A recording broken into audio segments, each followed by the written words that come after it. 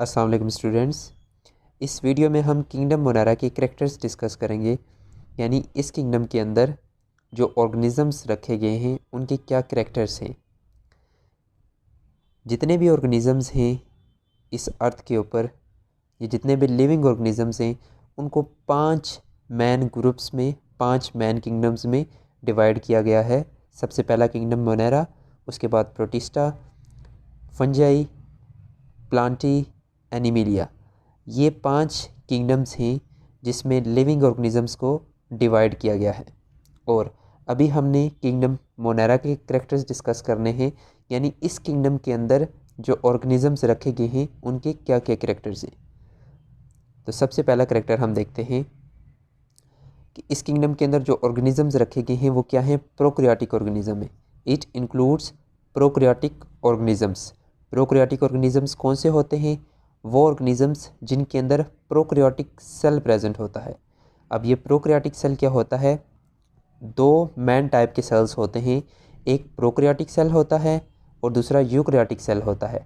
Prokaryotic cell वो sales होते हैं जिनके अंदर मेम्ब्रेन बॉन्डेड ऑर्गेनेलिस एब्सेंट होती हैं। मेम्ब्रेन बॉन्डेड ऑर्गेनेलिस कौन कौन सी होती हैं? Chloroplast, mitochondria, nucleus, Golgi apparatus. ये सारी डिफरेंट मेम्ब्रेन बॉन्डेड ऑर्गेनेलिस हैं जो कि प्रोकैरियोटिक सेल्स के अंदर एब्सेंट होती हैं। इसके बाद इस किंगडम के अंदर सबसे सिंपलेस्ट और सबसे स्मॉलेस्ट ऑर्गेनिज़म रखे गए हैं, यानी सबसे सिंपल और सबसे छोटे ऑर्गेनिज़म्स इस किंगडम के अंदर रखे गए हैं। आगे हम उनकी एग्जांपल भी डिस्कस करेंगे। तो यहाँ पे आपको ये एक प्रोकैरियोटिक सेल नज़र आ रहा है। इसके अंदर membrane bonded organelles, chloroplast, mitochondria, Golgi apparatus वगैरह एब्सेंट है। और यहाँ पे आप देख सकते हैं जो न्यूक्लियस है वो भी एब्सेंट है। इसका जेनेटिक मटेरियल, ये जो मैंने अभी मेंशन किया है, ये जेनेटिक मटेरियल इसी तरह से साइटोप्लाज्म के अंदर डिस्पर्स हुआ है, इसी तरह से साइटोप्लाज्म के अंदर पड़ा हुआ है। जबकि यूकैरियोट्स के अंदर क्या होता है कि उनके अंदर न्यूक्लियस प्रेजेंट होता है और उस न्यूक्लियस के अंदर उनका जेनेटिक मटेरियल पड़ा हुआ होता है। इस तरह से प्रोकैरियोटिक सेल के अंदर मेम्ब्रेन बॉन्डेड ऑर्गेनेलिस भी नहीं होती और इनके अंदर न्यूक्लियस भी एब्सेंट होता है।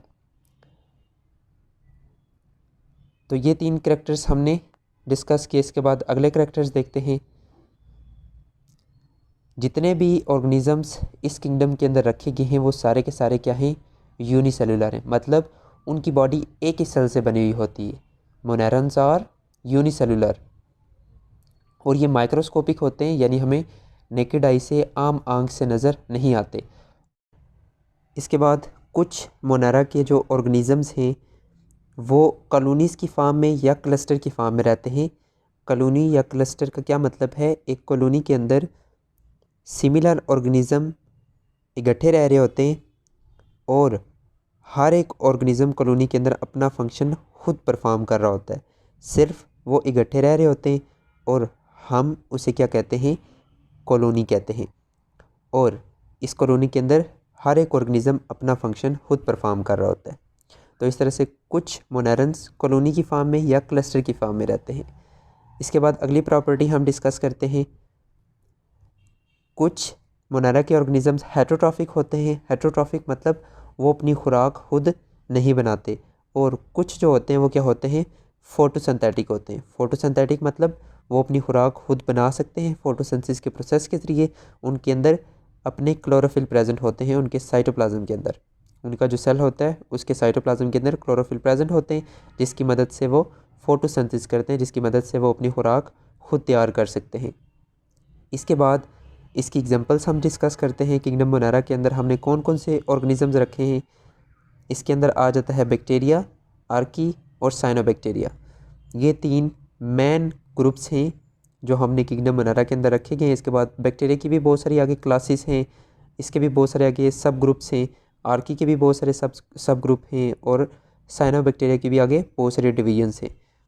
तो ये 3 मेन ग्रुप्स हैं जो हमने किंगडम मोनारा के अंदर रखे हैं। इसके बाद हम किंगडम प्रोटिस्टा को डिस्कस करेंगे।